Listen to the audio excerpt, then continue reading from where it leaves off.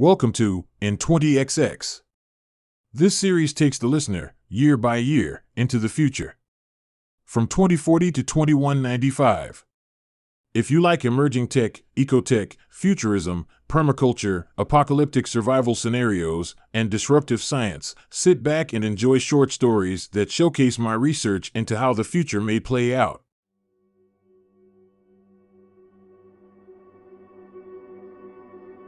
Tamika's pointy chin juts forward as she lies on her bed making a detailed color drawing. Early hip-hop and soul plays on an old scratch smartphone that belonged to her father. Is she an artist? Because she spends nearly all her free time coloring. She puts off doing other things. She hasn't gotten those new VR dots.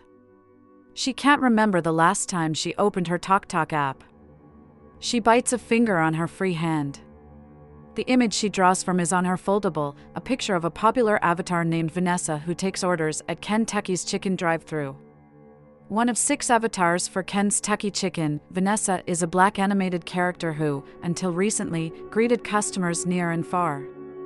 Vanessa smiles in the picture, writing on a notepad and wearing the KTC uniform. Vanessa is a star, like all the other KTC order takers. A late-night talk show host interviewed her. She showed up in a live-action gunfight movie even though she's a 3D model. Drag queens like to dress up as her. Tamika's job before the attack was controlling Vanessa's remotely. Tamika misses that job. She could work at home taking orders as Vanessa at many KTCs. She didn't have to worry about it being dark when she got off work. In her room, she signed in on her foldable, put on a headset, and was the voice of Vanessa. By pressing hotkeys, she made Vanessa wave, smile, and shrug.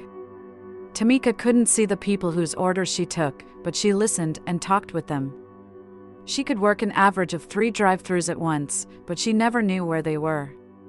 As soon as she was finished with one order, that opened her up for the next order, which could be at the same drive-thru or another, even one in another state. One evening when she tried to log into work, the KTC site was completely down. After days of it being down, she realized she may not work for KTC again. They didn't even lay her off. They went radio silent. One of her roommates told her about the media attacks. He couldn't believe she hadn't heard about it. A few days later, the same roommate wandered off into a snowy Philly night wearing only some gym shorts. When she spotted him from the second-story window, she panicked. Should she go down there and pull him back inside? By the time she puts on pants and coat, he could be blocks away. Would she be able to find him? She told herself he'd get cold and come back, but she had a hard time getting to sleep that night. She waited to hear him return the next day and the day after that.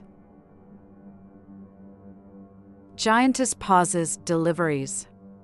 The corner store stays shuttered all day.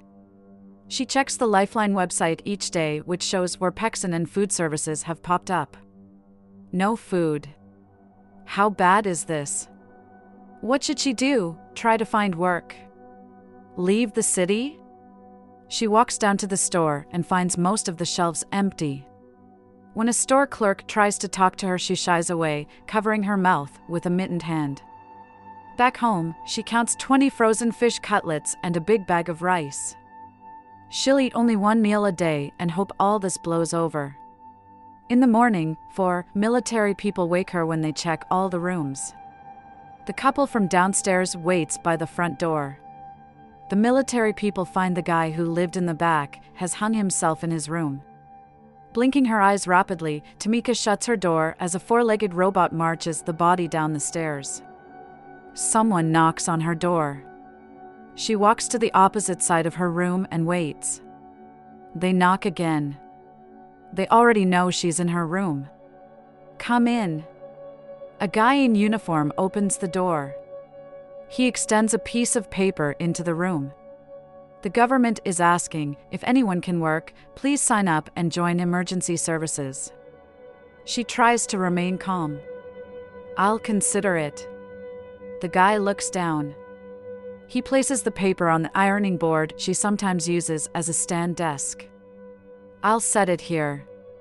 I hope it goes well for you. Tamika crosses her arms over her chest. Thanks. You too. A week goes by with no answers. The Lifeline website promises to show any local spots to get food, but so far none materialize.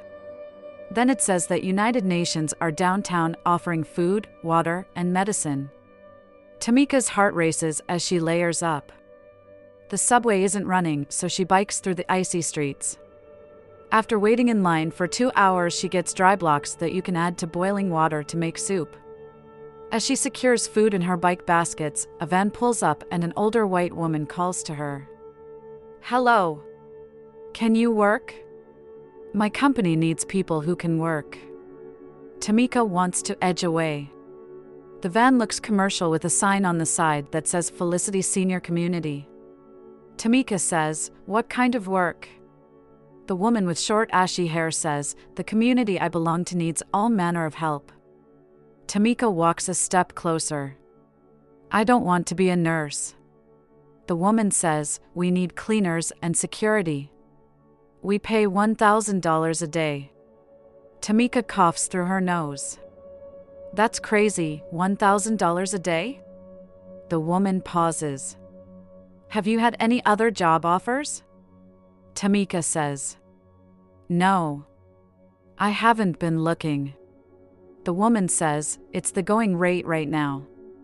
Tamika says, "Do I get meals?" The woman again pauses. "No. Sorry. You're going to need to figure out your own meals. I don't think anyone can offer you meals right now." In the early hours, the van stops outside her house and sends a notification to her foldable. She gets in and takes one of the 3 free seats. Half the passengers wear VR shades. The others seem as reluctant to talk as she. The van drives a maze of North Philly streets. A woman wearing twice as many layers as Tamika says, "You know they have food." Tamika places her hand on her heart. "Who?" The woman says, "The old folks' home. They have a grow house, chickens, even cows." Tamika says, "Oh." The van drives onto a campus of austere brick buildings where it parks. She works 12-hour shifts walking the perimeter. Robot dogs walk the same path. It feels weird carrying a rifle, the uniform is no fun to wear, and the cold tries its best to suck all the calories out of her. She should have tried harder to get a kitchen job, those lucky asses probably sneak bites of food all day long. Whenever someone climbs over the wall, she runs toward them, calling on the radio for backup.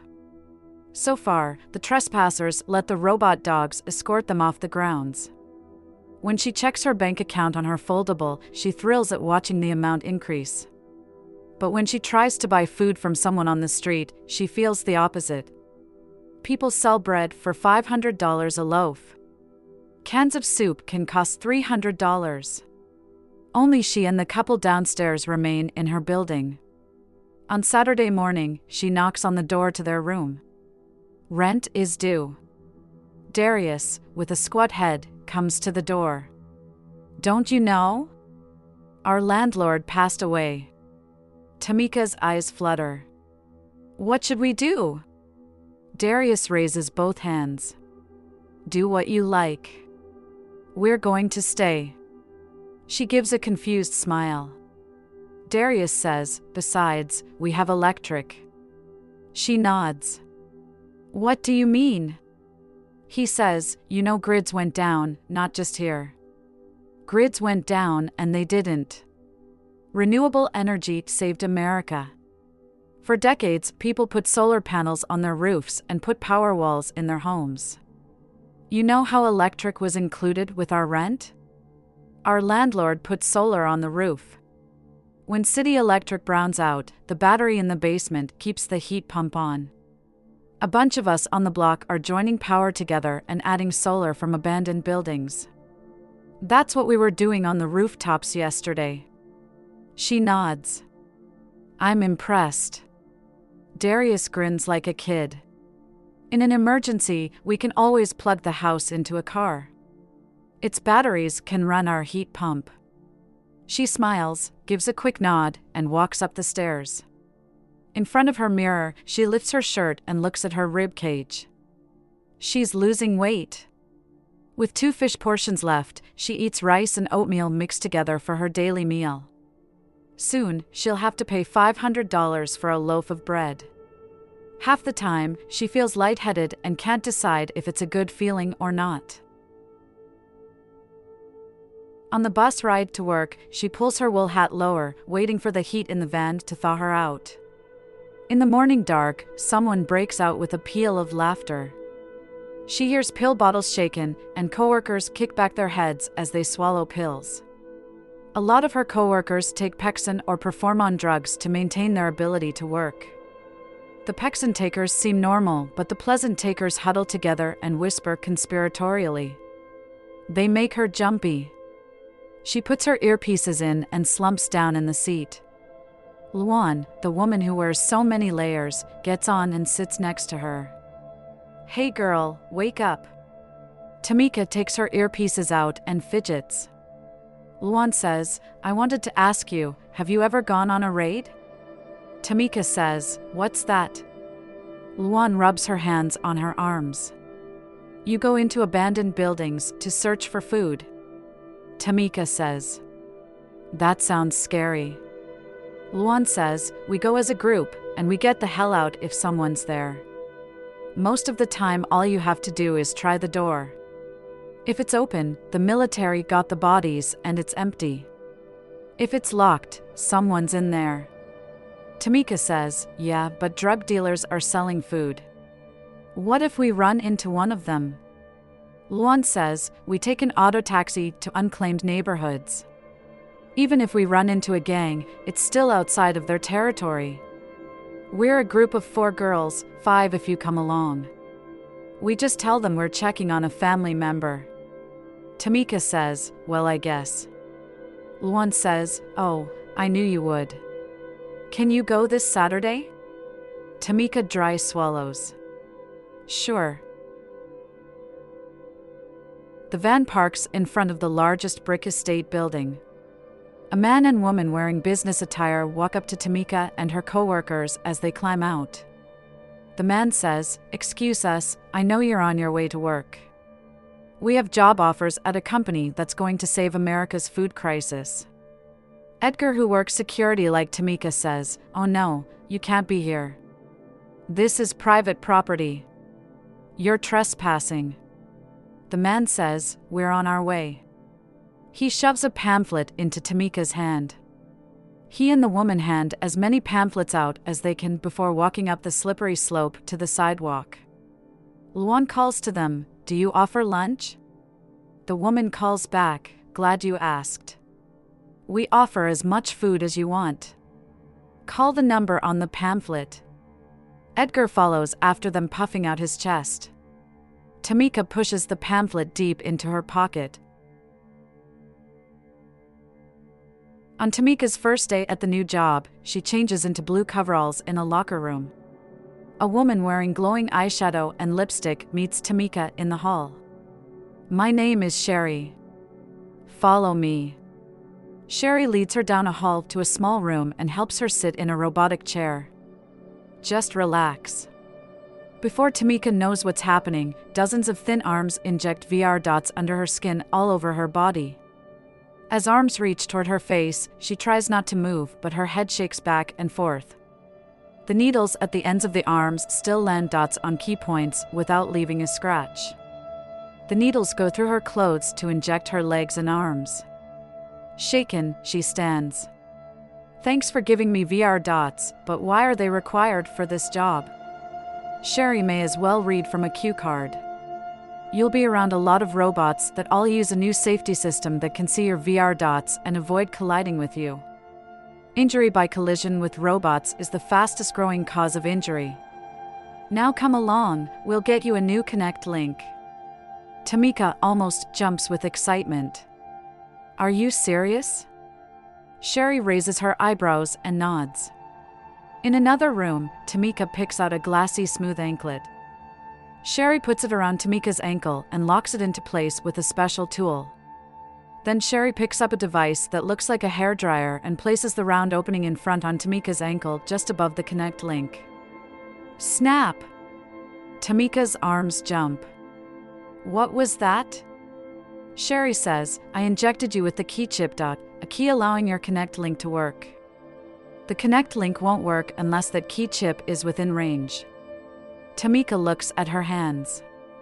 I'm going to walk out of here with hundreds of chip dots injected all over me. Sherry grins politely. No, that's it for today. No more injections.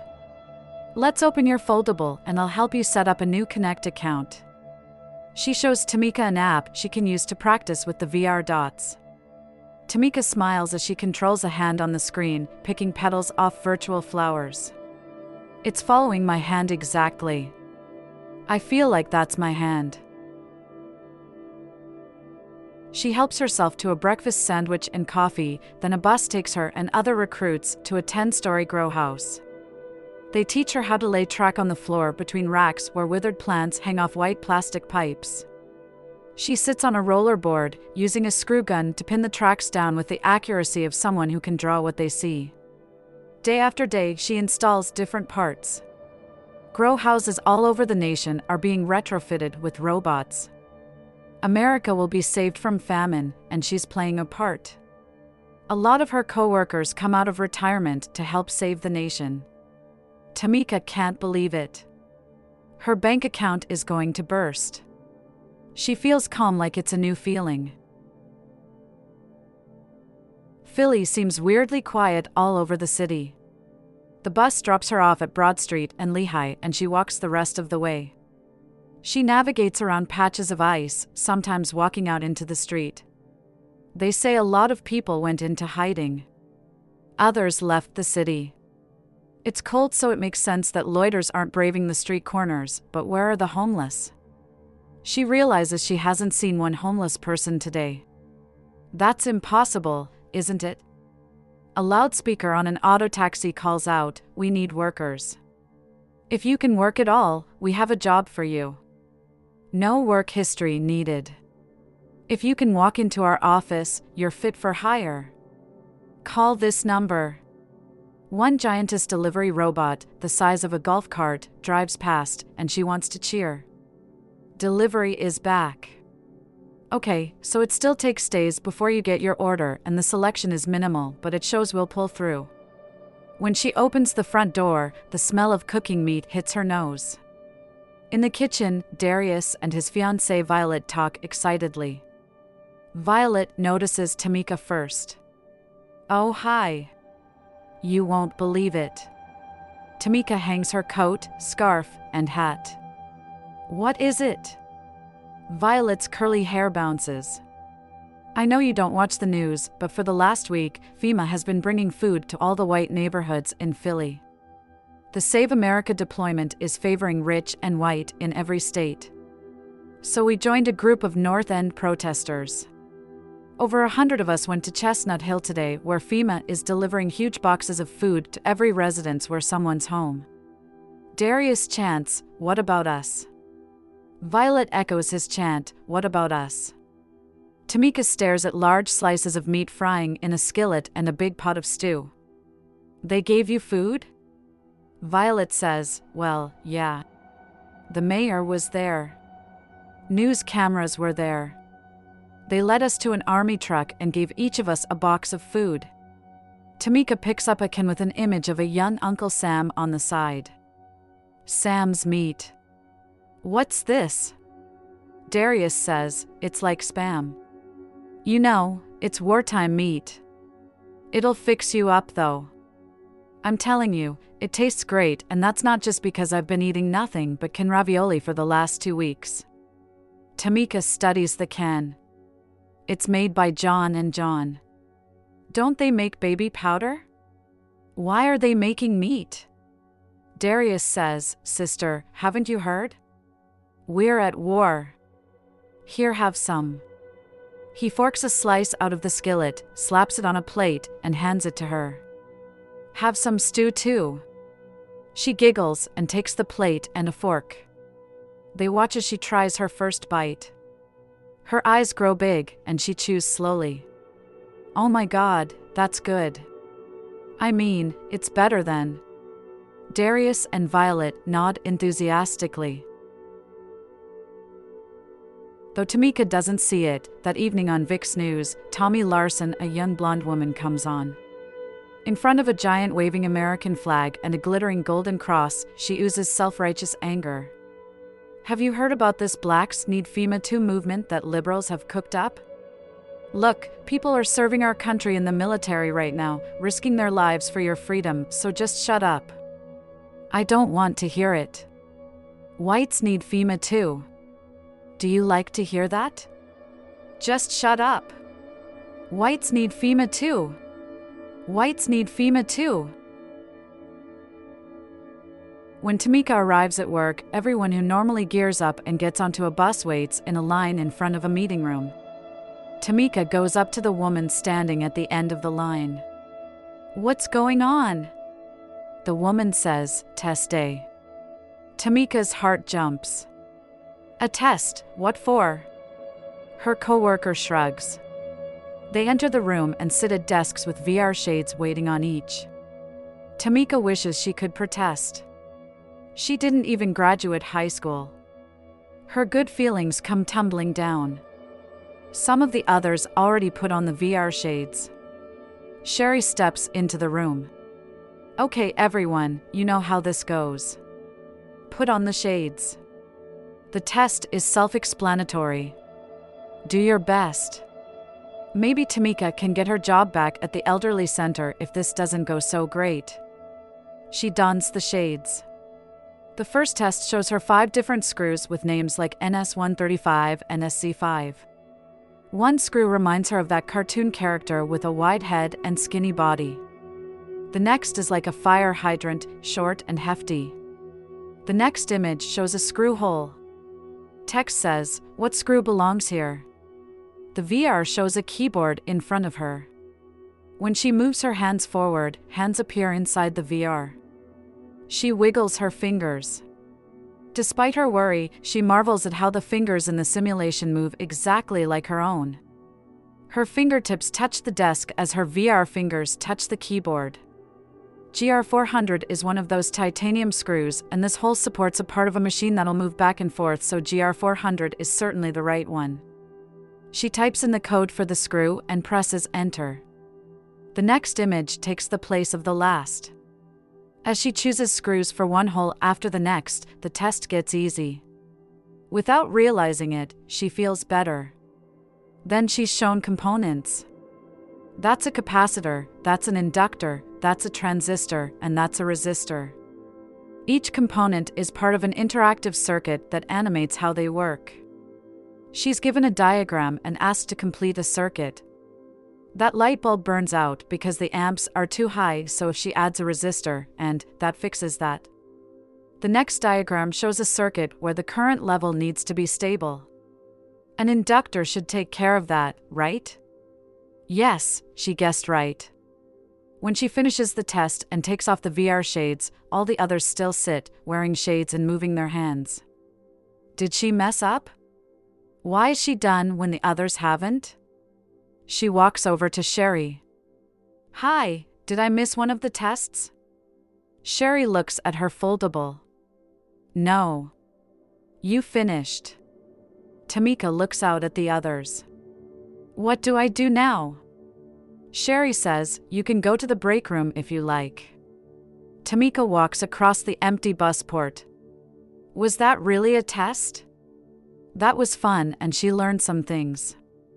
Is that what white school is like? She likes playing a game that she can win. In the break room, she looks for games she can download that are like those tests. In a week, half her coworkers have been given job-completed notices. That's weird because the country is supposed to be starving for workers. But now when she retrofits grow houses, only she and 4 others enter a building and a lot of standalones do most of the installing. She doesn't shoot screws in tracks anymore. Now she checks the work the robots have done. Sherry tells those still working that they have access to online courses. It doesn't matter who graduated and who does or doesn't have a GED. You guys are lucky. Lots of people pay thousands to take these courses. On her walk from the bus stop to home, she sees a standalone with a blue spinning light for a head pulling over a guy on a motorcycle.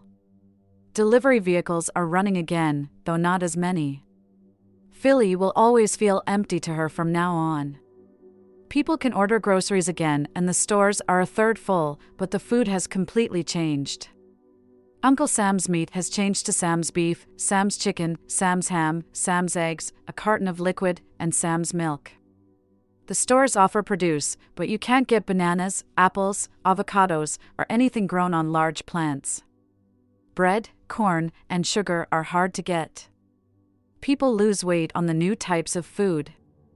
The house next door is empty, so Darius makes sure the electric, heat, and water are running and Tamika moves in. She still has dinner with Darius and Violet almost weekly. During dinner, Violet asks, "What's the name of the company you work for again?" Tamika says, "Botic." Violet says, "It's in the news all the time. It wants to take all the factory jobs away." Tamika swallows before finishing chewing. Workers are still in demand. Anyone who can work has no problem finding a job. Violet says, "I worked at Giantess for 15 years. I heard that we may get one of those job completed notices." Darius says, "Violet, don't worry. It's not Tamika's fault." Tamika says, "I think I can help you get a job at Biotic."